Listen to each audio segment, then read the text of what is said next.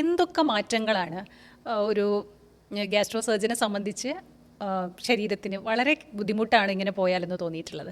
ഒന്ന് വ്യായാമം നമ്മൾ നടക്കുകയോ മറ്റ് വ്യായാമത്തിൽ ഏർപ്പെടുകയോ ചെയ്യുന്നില്ല. രണ്ട്, കൂടുതലും ആൾക്കാർക്കും സെഡൻറ്ററി വർക്കാണ്. ഈവൻ വർക്കുകളും സെഡൻറ്ററി വർക്കുകളാണ് കൂടി വരുന്നത്. വ്യായാമം ചെയ്യുന്ന വർക്കുകൾ കുറഞ്ഞു.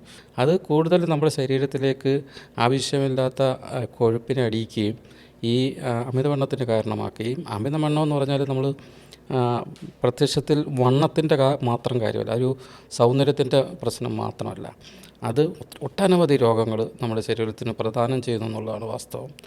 ഫോർ എക്സാമ്പിൾ, നമുക്ക് ഹൃദ്രോഗങ്ങൾ പ്രദാനം ചെയ്യുന്നുണ്ട്, നമുക്ക് ഈ ജോയിൻറ്റ് പെയിൻസ് പ്രദാനം ചെയ്യുന്നു, ഹൈപ്പർ ടെൻഷൻ പ്രദാനം ചെയ്യുന്നു, ഡിസ്ലൈപ്പിഡീമിയ അല്ലെങ്കിൽ കൊളസ്ട്രോളിലുള്ള വ്യതിയാനങ്ങൾ പ്രദാനം ചെയ്യുന്നു, ക്യാൻസർ തരുന്നുണ്ട്. അങ്ങനെ പല രീതിയിലും ഈ വ്യായാമമില്ലായ്മ വരുന്നുണ്ട്. അതിൻ്റെ കൂട്ടത്തിൽ തന്നെ നമുക്ക് ഫാസ്റ്റ് ഫുഡ് സംസ്കാരം ഭയങ്കരമായിട്ട് കൂടി വരിക. ഫാസ്റ്റ് ഫുഡ് കൊണ്ടിട്ട് ചെയ്യുന്ന നമുക്ക് ഏറ്റവും കൂടുതൽ കിട്ടുന്ന ഫുഡുകളെന്ന് പറഞ്ഞാൽ ഒന്ന് ഡീപ്പ് ഫ്രൈഡ് ആയിരിക്കും, അല്ലെങ്കിൽ സ്റ്റോർഡ് ഐറ്റംസ് ആയിരിക്കും. ഇപ്പോൾ ഡീപ്പ് ഫ്രൈഡ് ആയിട്ടുള്ള സാധനങ്ങൾ നിരന്തരം കഴിക്കുന്നത് കൊണ്ടിട്ട് നമുക്ക് അന്നനാളത്തിലും ഈ കുടലിൻ്റെ വശങ്ങളിലുമൊക്കെ ചേഞ്ചസ് ഉണ്ടാവുകയും അത് പിന്നെ അർബുദത്തിന് കാരണമാവുകയും ചെയ്യാറുണ്ട്. പിന്നെ അതിനോടൊപ്പം തന്നെ നമ്മുടെ habits like alcohol and smoking